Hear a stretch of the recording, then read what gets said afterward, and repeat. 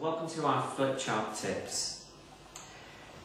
It is important that when you're using Flipchart that you have a wide array of different colours, and some of the general rules that go with normal written communication work here as well. So avoid capitals, avoid reds, because those are colours which could distract from the message if they're overused.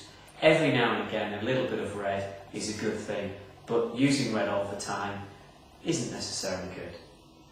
Avoid colours together like reds and greens if you're trying to emphasise a point, because these are colours that people who are colourblind do have difficulty in recognising. But make sure you get a good quality pen and a variety of colours.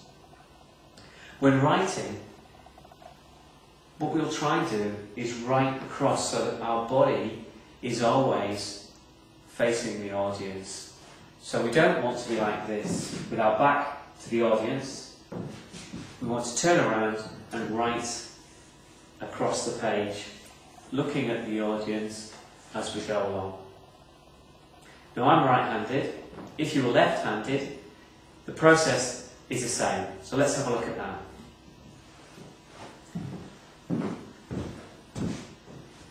If you were left-handed, again, start from this side, right across, so that you can see the audience at every point.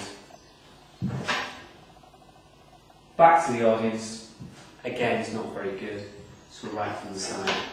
It does take practice, but once you get the hang of it, it does become easy.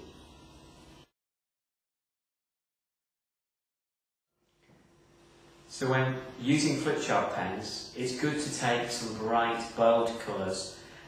Try and avoid some pastel type colours because those are not clearly visible to the audience. So here, you don't really get to see that light blue as well as you would do the darker blue above it. Other colours to avoid, colours like yellow and light green, light orange, because you just won't get to see them as an audience member.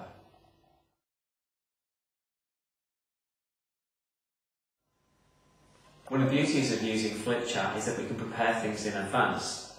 And if we have a light coloured pen or a pencil, we can actually write onto the Flipchart the key points we'd like to write later on without the audience members seeing it. And to demonstrate this, we've prepared something which you won't be able to see at this stage, but I can see very close up.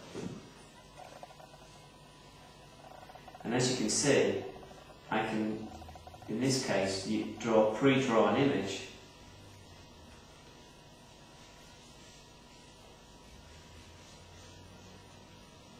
which would be very difficult to do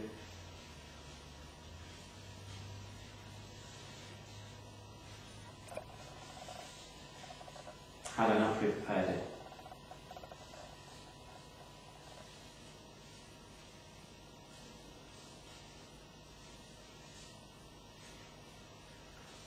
And hopefully you can tell what it is.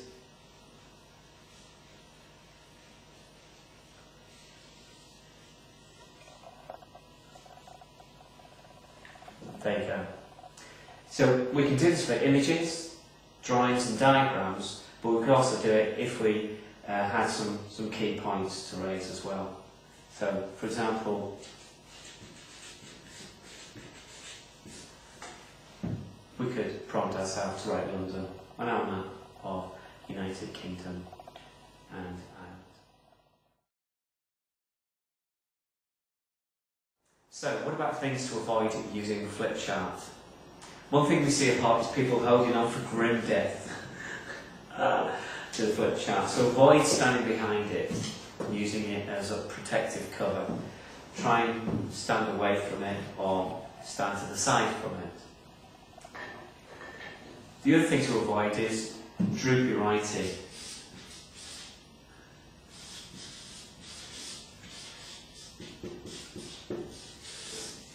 Which kind of tails off. So watch for that. Key tip there is to focus across to the other side and keep your writing as horizontal as you possibly can. And in fact you can even buy Flipchart with pre-prepared lines on if you so need. Standing in front of the flip chart is to be avoided as well. So when we're writing, watch for turning your back to the audience. If you're trying to speak then, they wouldn't be able to hear you because your voice wouldn't be projected towards them. So try and avoid standing in front of the flip chart.